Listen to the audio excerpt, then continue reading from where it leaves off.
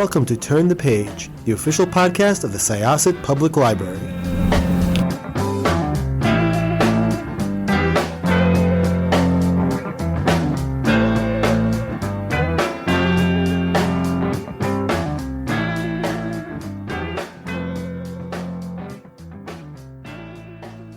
Hi, welcome to Syosset Library's Turn the Page podcast. I am your host, Jessica, and I am really excited to welcome back the author, J.S. Dews, who is here to talk about, this is the third book in this series, correct? The Divide series? Yes, correct. And I think first and foremost, like one of the things I have to say that I find extremely just refreshing about your writing in general is how it's just like it's always a very smooth read, even when you're reading action. Like you marry action and dialogue in one of the best ways I've seen in Thank you so much. in science fiction or just in general. But let's just dive right into it. So tell us a little bit about this story and how everything just sort of progressed to here. Yeah, so the Relentless Legion is the third book in the Divide series. The blurb we kind of have for the series as a whole is that there's an outcast war hero, a banished prince, and a division of delinquent soldiers that are stationed at the edge of the universe and left for dead by their military. They hold humanity's survival in their hands as they contend with a collapsing universe, an oppressive tyrant, and a pan-galactic war, the outcomes of which will change the face of the universe as they know it. So yeah, that's kind of the like overall series blurb. And then the first book is really focused on, the soldiers, and they're stationed at the edge of the universe and the universe begins to collapse. So that's a problem that they have to deal with, clearly. So that's kind of the impetus of the first book. And then the other books deal with kind of the fallout of that and like what happens after that. And as they realize there's more to it than that, as far as like there's a lot of corruption in the government that needs dealt with, and someone who needs to do some genetic cleansing that they need to deal with and things like that. So the issues just kind of stack on themselves, and then that's kind of how the series ends up progressing. So yeah. So, I mean, you just kind of dive right into it here. Your characters are they're super just fun to read and fun to follow. I have to say, in general, Cavalon's story is like one of my favorite. I'm going to use the word trope, but not in a bad way. Like tropes in science fiction, fantasy, like that is totally a character that I usually would just be like, oh my goodness, like I love your story, and like everybody on the ship, like Rake, like they're all just such good characters. When you started, did you see the characters all as they would be at this point? Like, did you begin with the core group, and did you know that the new characters were going to expand into it as the story progressed? Not really. So I'm very much like a pantser or discovery writer. So I like to kind of just dive into it and see what happens. Thank you. I am so Yeah. happy to hear other people using that term, because I don't know why. Pantser like has just kind of fallen out of favor for me, and I love discovery writer because I feel like it makes so much more sense. I also like it's a little nicer sounding than pantser. Right? I also like chaos writer a little bit. Oh yeah. Or I MacGyver. feel like that sometimes for sure. MacGyver writer, like Oh yeah, I like that. Yeah. There's bombs that are going to go off, and your characters have like, I don't know, a toothpick and some duct tape, and they have to figure out something. But yeah, discovery writer, thank you so much. So continue as you were saying. No, I actually love MacGyver. I might need to steal that one, because like I feel like that, where I have a lot of different pieces that I know are going to come together somehow, and I'm going to figure it out somehow. And that's kind of how I approach it. Please take it, spread it around. I love it. So yeah, a little bit just about yes, I am. Yeah, very much that. So going into it, I didn't know a ton about the plot or the characters. For the last watch, the first book in the series, definitely. I went into it with basically there was a song lyric that inspired the like concept behind the whole thing, which is from the Highwaymen. It's a country music supergroup that has like Johnny Cash and Willie Nelson and all kinds of awesome people. And there's a lyric that goes, "I'll fly a starship across the universe divide." And that is really the entire thing. Like, I took that and I was like, what does that mean? Like, I must know, I must discover what's beyond this universe divide, quote unquote, which is how it got its name. Or the series got its name. So yeah, I kind of just ran with it from there, and I saw what happened over the course of, I wrote it in about 8 or 9 weeks, and of course I revised it a ton after that. But yeah, I just kind of did it. And then after that, once the Last Watch was sold to a publisher, the second book, The Exiled Fleet, had sold along with it, but it wasn't written yet or outlined yet, or it didn't exist at all yet. So that kind of turned into a process of, okay, my publisher wants to see like at least a general outline of what's going to happen in this book. So I got to kind of figure that out. And my brain doesn't really work that way. It doesn't want to just like look at a high level and kind of come up with stuff. It wants to like do all the things at once. So I kind of like, in the process of outlining that, did what would have been like a very basically a zero draft kind of situation for The Exiled Fleet. And I was like, here's the synopsis. Enjoy. So it kind of worked out that way. And then I actually ended up teaching myself a little bit more how to like outline at a little higher level as I like, because I'm kind of a baby writer. Like, the Last Watch was the second book I'd ever written, and so I didn't have a ton of practice. But with Rubicon, which is the one we talked about before, is the one where I kind of got stuck about a third of the way through, and I was like, okay, I gotta like take a step back and like look at outlining this thing so that I can kind of get it in order. And that's what kind of taught me the sort of story arcs that I like to use in the plot arc that works for me. I kind of took a bunch of things from the internet, mashed them all together, and made my own little version of a like plotting workbook kind of thing that I use. And it works super well for me. And I actually like retroactively mapped The Last Watch to it, and it fit perfectly. And I was like, okay, this is how my brain likes to write stories. Like, I can use this moving forward with some amount of confidence. And of course, things change as you actually put words to the page, and your characters do all kinds of shit that you didn't realize they were going to do, and then you got to kind of fix it.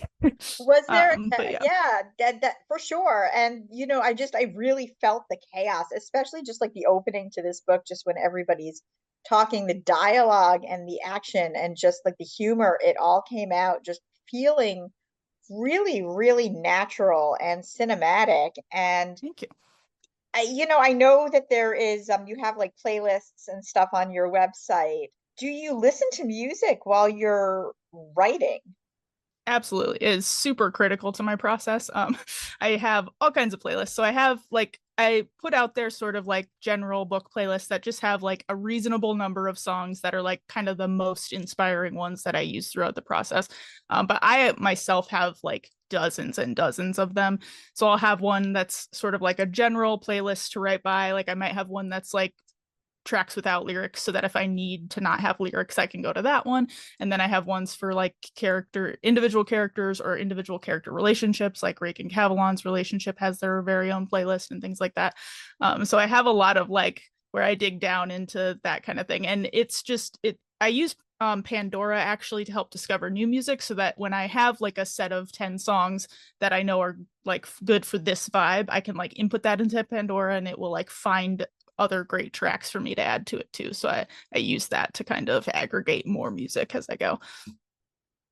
Without giving too much away, did anything about the direction that this third book went in, did it surprise you at all? And was there any character or arc sort of that kind of took you in a direction you weren't expecting? Yeah, so obviously there's a few different things that would be probably too spoilery to talk about, but there is one thing that is kind of fun that in The Last Watch, Rick has sort of a second in command. His name's Jack North. And he was just that. He was a right hand. He stood at the helm. He did things. And as I revised The Last Watch, he actually like this sort of dark, mysterious backstory started coming out, and like I kind of knew what it was, but I didn't really know what it was, and it was just like, oh, that's interesting, I'll figure out what that is in The Exiled Fleet. And then I kind of did. In The Exiled Fleet, it kind of came out more, and it got more like wound into the events of what they're doing, and it became more sort of critical to the overall plot and things like that. And he just kind of became this character that was literally just supposed to be like that tropey second like right hand guy, and became like this very developed character who now, spoiler alert, has a POV in the third book. So he gets his own POV. He like has his own story arc and everything in this book. And I never in a million years when I had written Last Watch would have been like, oh yeah, Jack will have a POV at the third book. Like I never would have thought that. So that's kind of fun. When you're building lore also, because there's so much of it, is there ever a point where you're not able to like you don't have time within the book? Like, was there anything within this book that you were just like, I really, really wish that I had time to make that Chekhov's gun go off? Like, was there any threads that you really would have liked to explore but just couldn't? Yeah, it's a good question. There is actually one where, so originally the Relentless Legion in my head was kind of two books. And then when I looked and I had done those sort of like high level synopses with Tor and like turned them in, they were like, what if these two were the same book? And I was like, let me think about that. And then I went away and I was like, you're right. These are definitely one book. But in that process, I kind of had to lose some of the like more subplotty threads that would have probably existed had it been two books separately. And one of those was just, so there's this group that's introduced, it's actually introduced sort of in the first book, but it's more explored in the second book, called the Outer Core Refugees. And it's sort of like the anti-royalist people who hate Cavalon and beat up on him and stuff and that whole thing. So that sort of Outer Core Refugees was going to be sort of a like ally that we go have to like try and get, and they're like tensions are high because you know Cavalon's there and there's other like royal people involved in their rebellion, and they have to kind of work around that. Like, are these Outer Core Refugees going to be allies, or are they going to end up being another enemy that we have to deal with separate of this main enemy that we're dealing with? So that's kind of a plot thread that I ended up having to get rid of, that I'm a little sad about, but at the same time, it was one of those things that was very like subplotty and just like an extra thing that was kind of happening. So it definitely was something that could get lost and something I could explore in like, if I were to do like a spin-off series or short stories or things like that, it would be like a really fun thing to explore and get into.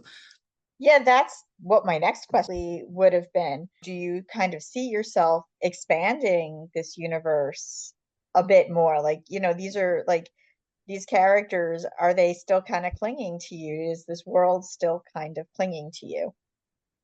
Yeah, definitely. So especially lately, now that I've been sort of like getting back into marketing and rereading my books, and like I know that my audiobook for the third book will show up soon in my inbox, and I'll be very excited about that because I love my narrators so much. That'll be really fun, and it kind of inspired me to sort of get back into things. But I do have a fourth book in this series like outlined and planned in my head, and that would be the fourth and the final book for sure. Whether Tor will want to publish said fourth book is TBD. They don't love longer series, so it's kind of like at some point the fall off is just a little too much for them, which is understandable. I think I will write it either way though, because to me it sort of just caps off the whole thing and like bookends it with what happens in the first book. It would like, this would kind of bookend. And that said, the Relentless Legion is completely like, it concludes things very nicely. It wraps things up. There's no like big cliffhanger ridiculous thing happening. Like, it very much is conclusive.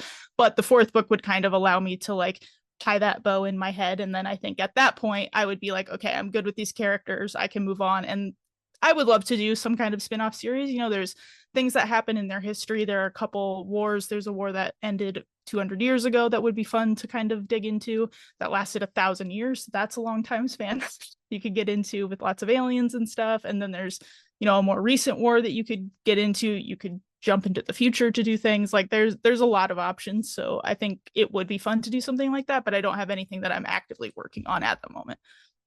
You also work in video games, right? I do, yes. Does that help you write your action sequences? Yeah, so I originally come from filmmaking, so that's what I went to school for. I did a lot of cinematography on indie films and things like that. And as a kid growing up, I just made movies constantly. Like, I was that kid at high school, like dragging all their friends into making movies and stuff. So I think very visually, as far as like the blocking of scenes and the blocking of action scenes, and that is kind of probably where I get that from. And then I actually started writing for video games about 2.5 years ago. So after, you know, I had already written the first two of these books.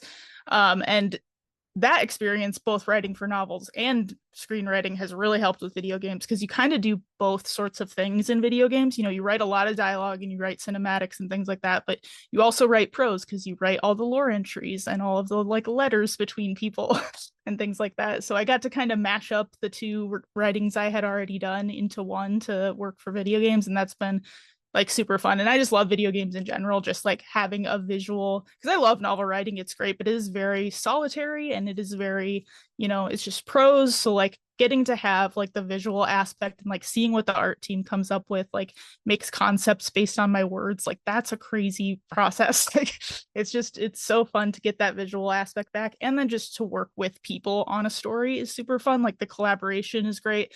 You know, you can collaborate with your editor and your beta readers and your critique partners and your husband and things like that, like when you're writing a novel, but it's still at the end of the day your novel that you are writing, like alone. So having like that collaborative experience has been like a really fun contrast to the novel writing. I think another thing that makes the Divide series so great is just the interpersonal relationships. I really just love watching the characters interact, and even like when Cavalon is reunited with Corinne, and just a lot of like there's so much emotion in it, and it felt just very real. I think like that's one of the things, like sometimes when you're reading a sci-fi book and fantasy too, it can feel very distant. And Mm-hmm. like there are ways you can make the world feel very tangible, but really the characters, if you don't feel the characters, if they don't feel like they are people who experience, emotions on the level that you can understand, it's very hard to just sort of lock in and be in that world. And you manage to make it work. Um, how is that experience? Like, do your characters just sort of play on a page together? Do they ever just butt heads in ways that you were hoping they wouldn't? Yeah, so I love writing characters. I have constantly dialogues in my head of them talking to each other.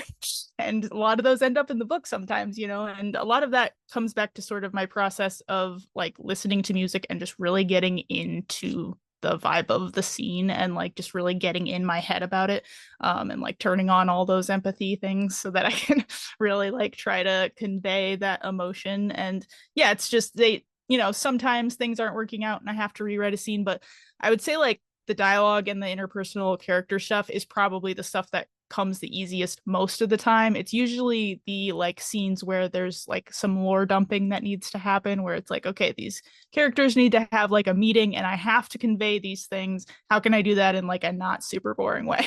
It's like that's the stuff I definitely struggle with a little more than like just the like heart to heart type conversations I always have like a ton of fun with. And I forget if I asked you this just in general, but like when did you start novel writing?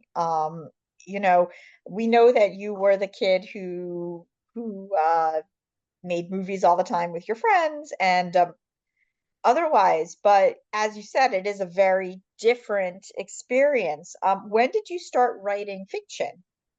Yeah, And so I yeah. started around 2015. I started doing some fan fiction for a game that I was obsessed with at the time, Dragon Age 2. It's amazing. Um, and I was actually just playing it for the second time at that time. And like, I just loved it. And I was like, man, I got to write some freaking fan fiction about this. So I did. And I got really into it and it was just super fun. And I was like, maybe I'll try like my hand at like my own novel. And then Fallout 4 came out, and that was really the one that really propelled me into the fan fiction world. As far as like I was writing while the game had just come out, so the readership was high on the sites. And then so there were people every week waiting for my chapters, and I was like, oh, this is fun. Like people want to like read what I write every week, and they're like waiting for it, and like I should definitely write my own book. So that's when I started writing The Last Watch.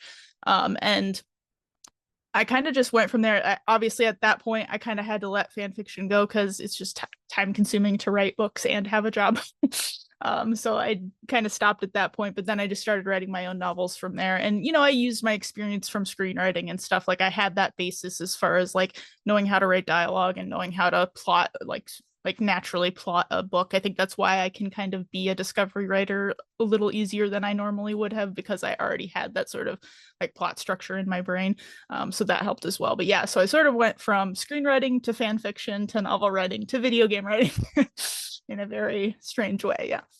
Well, thank you so much. This was super fun, and I think that this is a great entry in this series. I guess I happen to be one of those people, and like know a lot of people who are just hungry for this type of misfits in space type Yeah. story, and you do it beautifully. And like I Thank said, you like so much. the dialogue is just so much fun. I mean, I really just like want to like I feel like I can have a conversation with these characters and hear them in my head. So I'm glad that you hear them. Awesome. Yeah. Thank you so much. All right. Well, once again, this was Jessica with Syosset Libraries Turn the Page podcast. My guest today was, that's you. J.S. Dewis, author of the Divide series and the standalone Rubicon.